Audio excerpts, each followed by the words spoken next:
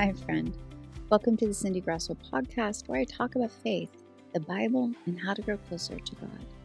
I am so glad that you're here.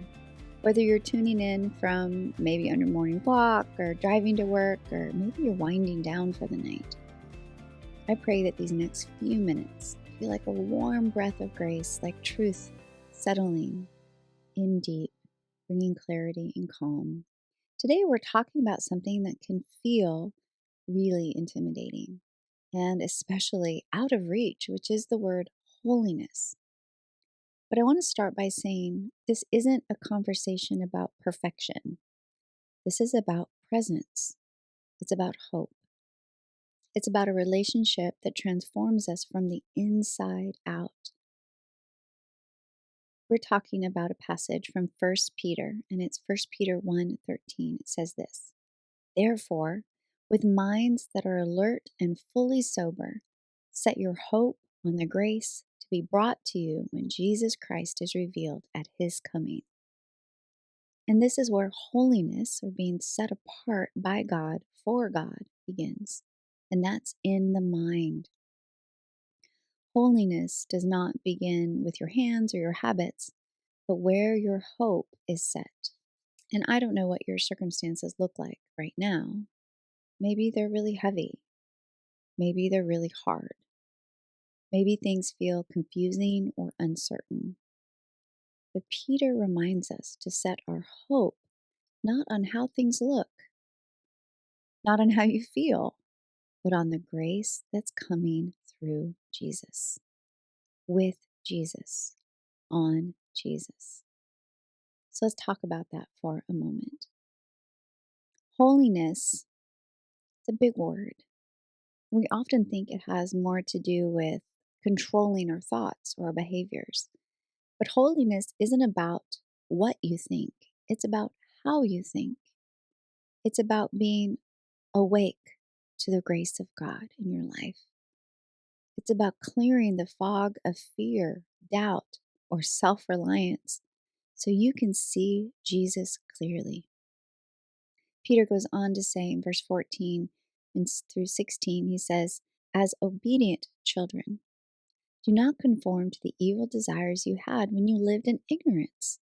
But just as he who has called you is holy, so be holy in all you do. For it is written, Be holy, because I am holy. It's a lot of holiness going around. But it starts with him, not us. He who calls you is holy, set apart, totally other, pure, loved, pure love.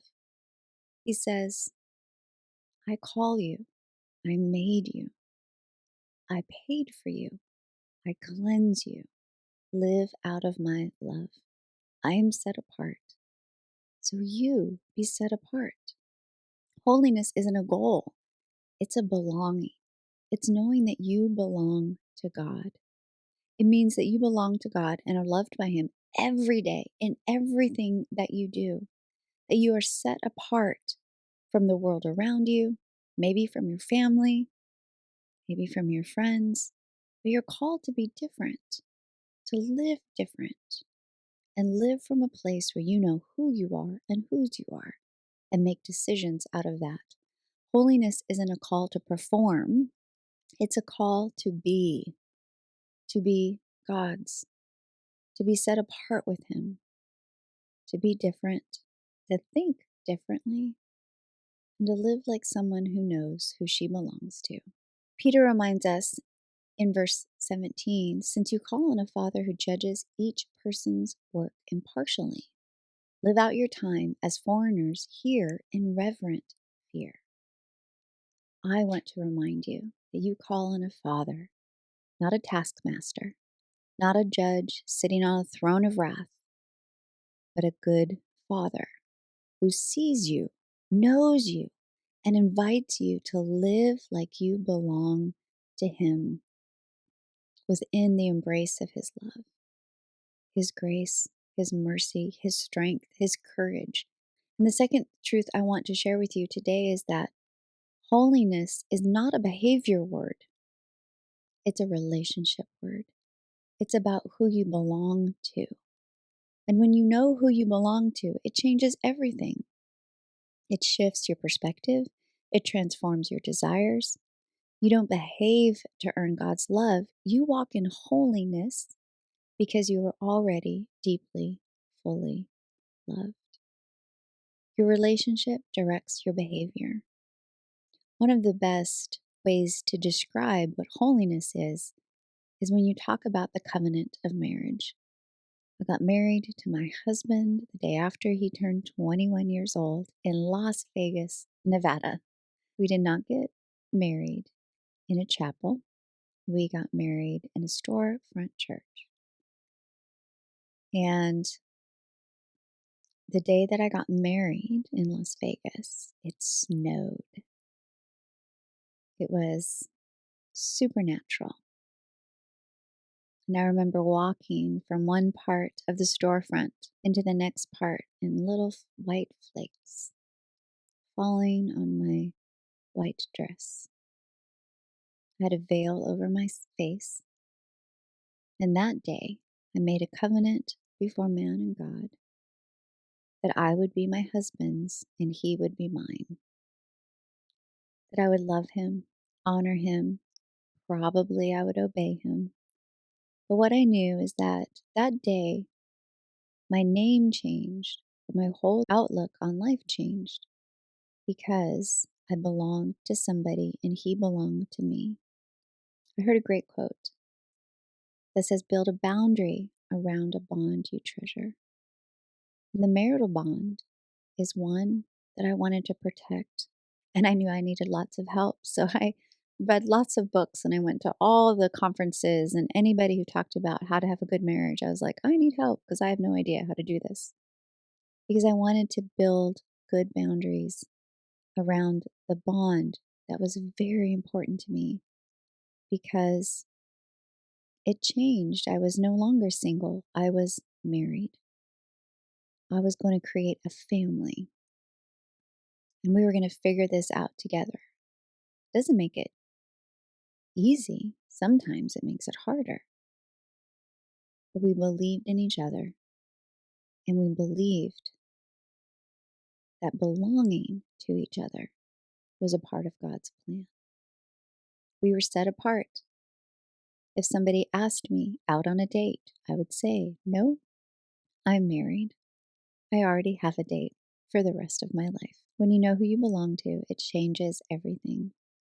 It shifts your perspective. It transforms your desires. You don't behave to earn love. You walk from it. Same with God. You don't behave to earn God's love. You walk in holiness because you are His and deeply loved. Your relationship directs your behavior. You live out of that love instead of out of rejection or fear or disappointment or shame. When you are God's, you have a Father who fully embraces you, fully loves you, is so proud of you. You live out of that. And then that identity informs all your other choices. 1 Peter verse 18 and 19, he says, for you know that it is not with perishable things, such as silver or gold, that you are redeemed, but with the precious blood of Christ. My friend, you are redeemed. Not by effort, not even by tradition, not by anything this world calls valuable, but by the priceless, perfect love of Jesus. And when that truth sinks in, when you remember the weight of what He's done for you, it's not a burden to live holy. It's a response of love. It's not a burden to live different than others. It's a response to love. It's not a burden to be set apart for something special, something different, something that looks different than the world around us. But that's okay. It's a response to love. This is not about legalism. It's definitely not about appearances. It's about Jesus. So let me say it again for the heart that needs to hear it.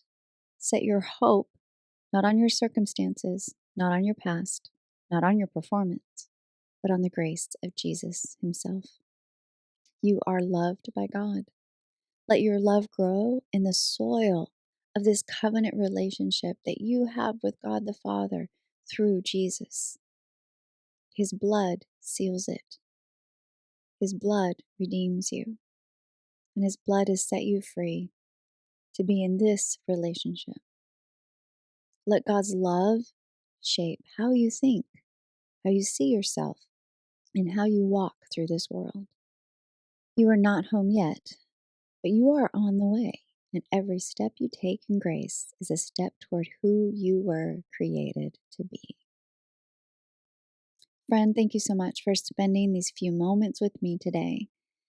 And if this episode encouraged you, I encourage you, share it with someone who needs a reminder that life in Christ is about faith in who He is and what He does for you.